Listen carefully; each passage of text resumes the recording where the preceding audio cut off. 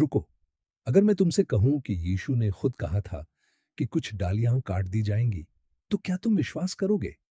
क्या इसका मतलब यह है कि हर विश्वासी अंत तक सुरक्षित रहेगा, या फिर इस अध्याय में एक ऐसी चेतावनी छिपी है जिसे आज लाखों लोग समझ ही नहीं पाए?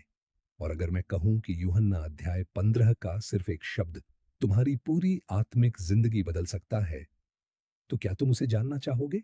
इसलिए इस वीडियो को अंत तक जरूर देखना, क्योंकि आखिर में हम उसी एक शब्द का रहस्य समझेंगे। कल्पना कीजिए, रात का समय है, यरूशलेम की गलियों में सन्नाटा है। कुछ ही घंटों बाद यीशु को पकड़ लिया जाएगा। उनके चेले अभी यह नहीं जानते कि उनके जीवन का सबसे कठिन समय आने वाला है। लेकिन उसी रात यीशु उन्हें एक ऐसी शिक्षा देते हैं जो आज भी हर विश्वासी के लिए जीवन का आधार है। वह कहते हैं, मैं सच्ची दाखलता हूं और मेरा पिता किसान है।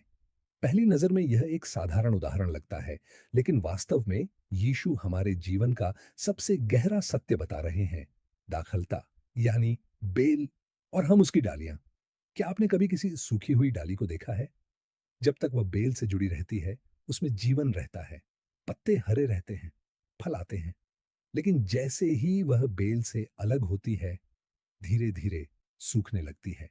यही चित्र यीशु हमारे सामने रखते हैं। वह कहना चाहते हैं, तुम्हारा असली जीवन मुझसे आता है। हमारी शांति, हमारी सामर्थ्य, हमारा विश्वास और हमारा आत्मिक फल, सब कुछ यीशु से जुड़ा रहने पर निर्भर करता है। लेकिन अब एक सवाल, अगर कोई डाली बेल से जुड़ी होने का दावा करे, लेकिन उसमें कभी फल ही ना आए, तो क्या वह सच में जीवित है? यही वह प्रश्न है जिसका उत्तर यीशु अगले वचनों में देते हैं।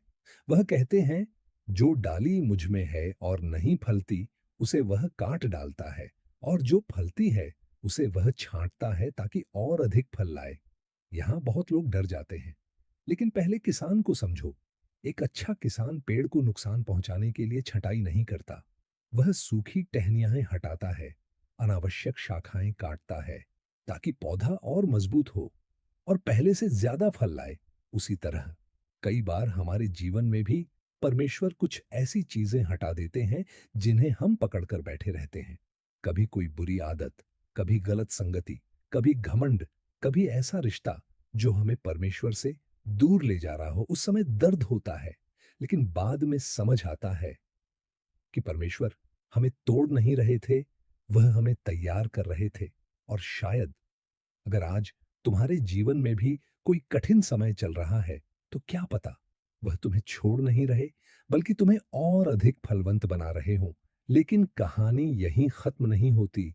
अब यीशु एक ऐसी बात कहते हैं जिसे समझे बिना पूरा अध्याय अधूरा रह जाता है। वह कहते हैं, तुम उस वचन के कारण शुद्ध हो जो मैंने तुमसे कहा है। इसका अर्थ क्या है?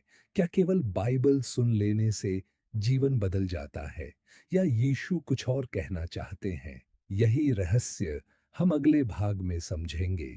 और विश्वास करो, यहीं से यूहन्ना 15 का सबसे गहरा संदेश अब शुरू तक होता हमने है। देखा कि यीशु ने खुद को सच्ची दाखलता और हमें डालियां कहा। लेकिन अब वह इस अध्याय का सबसे महत्वपूर्ण वाक्य कहते हैं, तुम मुझ में बने रहो और मैं तुम में।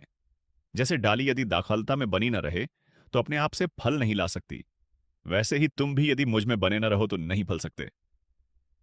अब एक पल रुककर सोचिए, यीशु ने यह नहीं कहा कि मुझे कभी कभी याद कर लेना।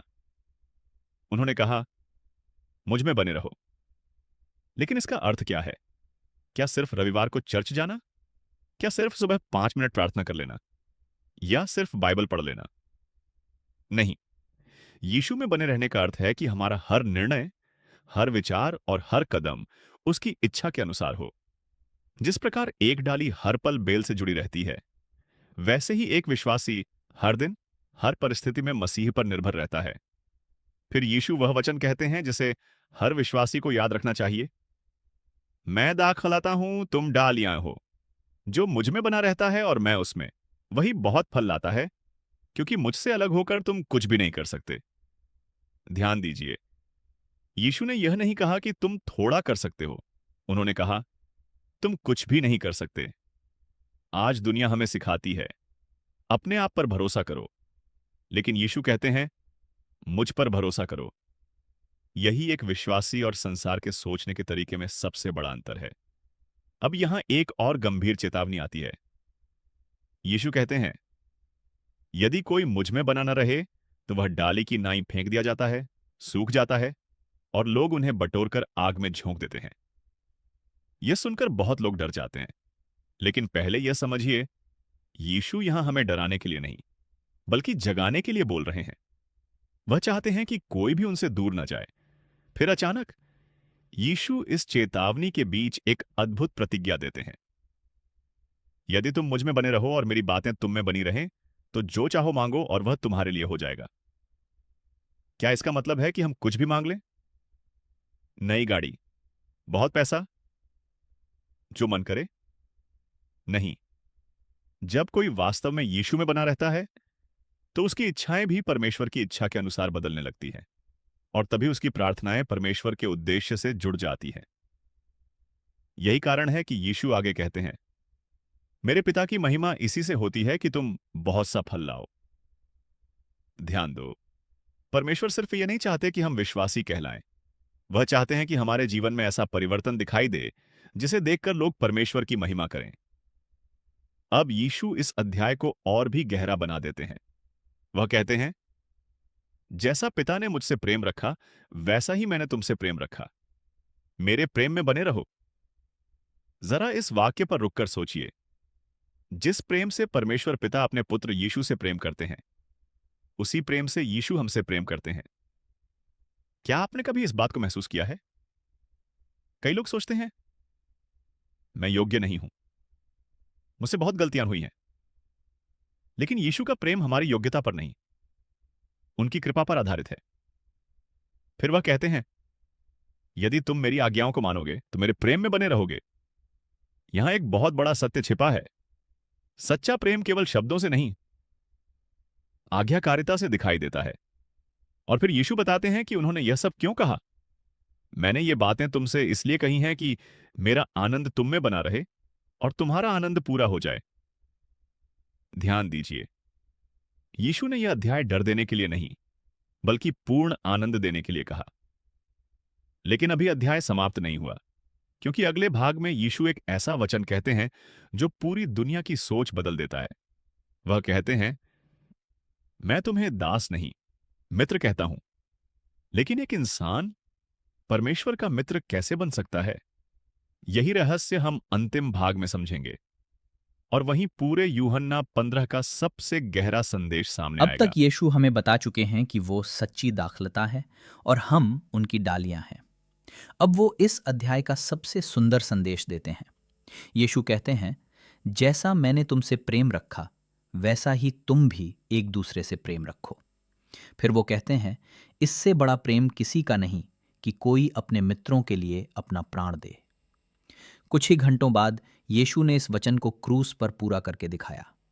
उन्होंने केवल प्रेम की शिक्षा नहीं दी, बल्कि अपने जीवन से उसे सिद्ध किया। फिर यीशु कहते हैं, मैं तुम्हें दास नहीं, मित्र कहता हूं। जरा सोचिए, संसार का सृष्टिकर्ता आपको अपना मित्र कह रहा है। इससे बड़ा सम्मान क्या हो सकता है? लेकिन वो ये भी कहते हैं, यदि संसार तुमसे बैर रखता है, तो याद रखो कि उसने पहले मुझसे बैर रखा था। इसलिए विरोध से मत डरिए। यीशु ने आसान जीवन का नहीं, बल्कि अपने साथ रहने का वादा किया है। उन्होंने पवित्र आत्मा का भी वादा किया, जो हर परिस्थिति में हमारी सहायता करता है। अब एक आखिरी सवाल, क्या आपने ध्यान दिया कि पूरे यूहन्ना अध्याय 15 में यीशु कौन सी बात सबसे ज्यादा दोहराते हैं? मुझ में बने रहो। यही पूरे अध्याय की कुंजी है। अगर आपने ये वीडियो सिर्फ एक बार सुना है, तो इसे एक बार फिर शुरू से सुनिए। हो सकता है दूसरी बार परमेश्वर आपको वो बात दिखाएं जो पहली बार आपकी नज़र से छूट गई। अगर इस संदेश ने आपके हृदय को छुआ है, तो कमेंट में आमीन ज़रूर लिखिए। इस संदेश को अपने प्रियजनों तक पहुंचाइए और परमेश्वर के वचन को गहराई से समझने के लिए एजी फैमिली परिवार का हिस्सा बनिए। याद रखिए, डाली का जीवन उसकी ताकत में नहीं, बल्कि दाखलता से जुड़े रहने में है। परमेश्वर आपको आशीष दें। आमीन।